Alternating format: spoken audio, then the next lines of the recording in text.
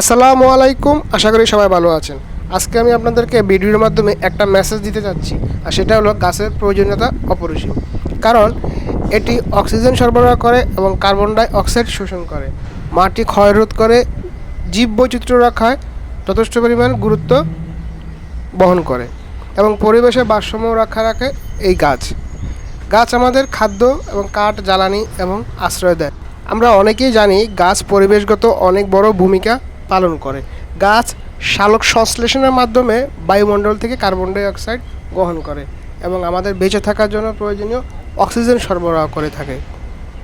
গাছ মাটি ক্ষয়রোধে অনেক সাহায্য করে। গাছের শিকড় মাটিকে শক্তভাবে ধরে রাখে, যা ভূমিক্ষয় প্রতিরোধ করে। এমনকি জলবায়ু পরিবর্তনে রয়েছে গাছের গুরুত্বপূর্ণ ভূমিকা। গাছ গ্লোবাল ওয়ার্মিং বা বৈশ্বিক উষ্ণতা কমাতে এবং জলবায়ু পরিবর্তনে ক্ষতিকর প্রভাব মোকাবেলায় গুরুত্বপূর্ণ ভূমিকা পালন করে। আসুন আমরা সবাই আমাদের আগামী প্রজন্মের জন্য অন্ততপক্ষে একটি করে গাছ রোপণ করি।